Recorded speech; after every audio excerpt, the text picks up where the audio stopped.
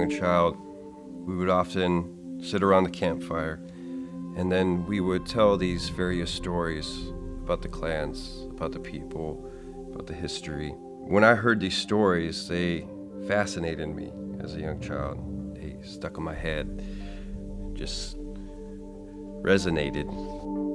As for the heritage, it was something second nature to me. Every day I would, during summer, head down to the tribal clan house, do our native dances, our songs. I would always call everyone aunt and uncle. I didn't know if they were a cousin of mine or if they weren't even related to me, but I would always call them aunt, uncle. It's a very huge sense of family amongst us in that area. In southeast Alaska, you're gonna have three main native tribes. You're gonna have the Tlinkits, the Haidas, and the Tsimshians. I personally grew up around the Tlingit people. There's a lot of various art forms. They help carry on their tradition. So there is a huge spiritual connection amongst the people, amongst the land that they're living on, a huge respect for the areas that surround them. There's always that connection to the history, to the heritage, to the people. Huge passion as to who they are and why the thousands of years that we've been living there is just so meaningful to us to continue on carrying on that tradition and passing it to the younger generations. They have no idea as to when totem poles were first carved. When settlers first started arriving, they had noticed totem poles of the area. And obviously with the introduction of metal tools, you started seeing more intricate totem poles around the area. But typically the Northwest Coast art was something that the shamans or spiritual healers would use. I think one of the oldest artifacts ever found was carved on a piece of bone. So the art form's always been there, but as for it being refined, I guess you could say, has been done past a few hundred years. For the significance of carrying that on when I'm doing my totem carving, it's just another way I can connect with my people, with the heritage. How that's very important to the people is it's very unique to the area. You are not going to head down south and see totem poles being carved by various other clans or peoples down there. The actual totem carving is very unique to the southeast area. 5 main types of totem poles. You have honor poles, shame poles, heraldic poles, which was used like an ID card, identifying the families living inside the clan house. You had story poles, telling each of the family clan histories, and then you had memorial poles used to honor the dead. Before missionary contact, they actually used to cremate the dead, place their ashes inside the totem pole, and it was known as a mortuary pole. After contact, they went to burial and decided to raise memorial poles instead. When I came to learn to actually pick up the art form, there was a lot of rules. So I would have to go to my clan elders and I would have to ask them how I actually properly go about doing my carvings and properly putting out the art form and the form line designs. I never wanted to bring a shame upon myself, because if I ever brought a shame upon myself, it stays with my family clan. So I always had to make sure that what I was doing was done right, done properly, and therefore when I then showed it to our master carvers, he would definitely critique me if I was doing it wrong or encourage me if I was continually doing it right. And then I had to definitely teach that to the younger generations. They want to tell any story that they want to or do any carving, but they have to understand that there are particular carvings, particular stories that belong to family clans, and you can't just go telling it freely because that belongs to someone particularly. That's their property.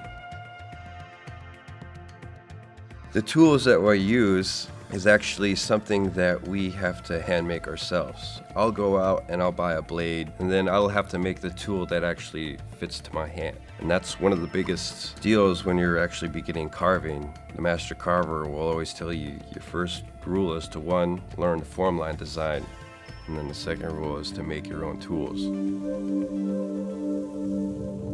As for the totem poles, the types of trees that we'd use was the western red cedar. It's a very soft, lightweight, easy to carve wood, very straight grained, and it had very many purposes.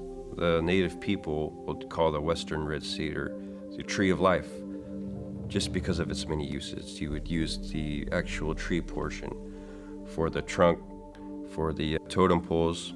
You would use it for canoes, and you would also use it for building your clan houses. And then you would use the inner bark of the tree in order to weave together things: hats, baskets, rope, strong enough to raise any of the totems. When it comes time, someone approaches you and says, "Hey, I want a totem pole." There's a very large process that involves with that. I can't just take someone's favorite dog and carve it onto a totem pole. So if someone wanted a dog on a totem pole, I would say, "Hey, let's put a wolf onto the pole," which obviously resembles a dog. So therefore, we have to do some give and take in the process of that.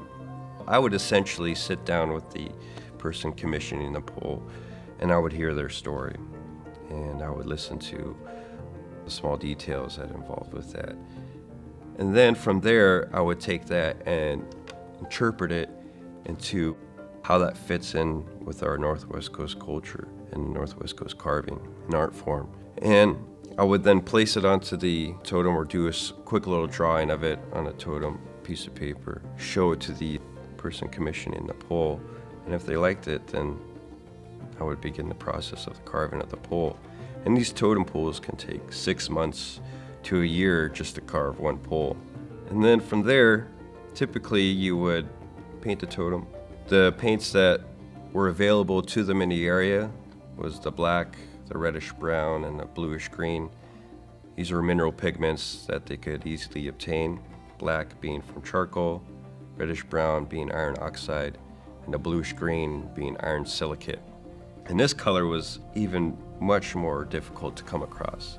So anytime you painted a pole with this particular blue-green color, turquoise, it was considered even a greater sign of wealth. And you would paint the totem pole sparingly because it was a very long process to make this paint. You would first have to find the mineral pigment, crush it into a powdered form, and then from there you would have to chew on salmon eggs. And the reason why you chewed the salmon eggs was because the only thing you wanted out of that fish egg was the oil. You don't want the membrane or anything else, so your teeth would serve like a strainer. So you chew up those salmon eggs, you spit out the oil, your human saliva holds together the oil and the mineral pigment, thus creating a natural oil-based paint that can last just as long as the totem pole outside in the elements. When I'm painting a totem pole, I have to bring a balance to all the colors. The balance of the red, the black, the bluish green, and also the color of the medium that I'm working on, whether it's totem pole or something else. There always has to be a balance. Typically, a totem pole would last 60 to 80 years outside in the elements. By then, you'll have other trees starting to grow in top of the totem pole, growing down the length of the pole. And then I've seen pictures where totem poles are hanging off the branches of a full-grown tree, but they're still remnants of the original paint and portions of that actual totem. When does one become a master carver? Years and years and years of experience. I have been doing this for about 5-6 years now, and when I ever hear someone call me a master carver, it gives me a chuckle. That's something that you don't necessarily call yourself or you bestow upon yourself. That's something that you have to earn, something that other people essentially will start calling you. So whenever someone calls me a master carver, I feel like I have to correct them. I still have a lot, I believe, that I need to partake in before I can properly accept the title master carver. Sharing these experiences, my history, culture, the totem carving, I just feel extremely blessed with having the opportunity to actually do something with the people on board. The greatest joy I have is seeing their face when they first see this totem pole on board. They're, what the heck is this piece of wood doing on this cruise ship here? And then to sit there and just tell my history, to tell the story, all the significances behind the actual figures on the pole, and then all the rules that pertain to me carving onto the pole, such as I can't put any story I want to or anything that I want onto the pole, and they find it fascinating. And what's even more fascinating is that you have the younger generations who are also watching and listening to the stories and completely entranced in what I'm doing. So it's extremely blessed to be a whole part of this.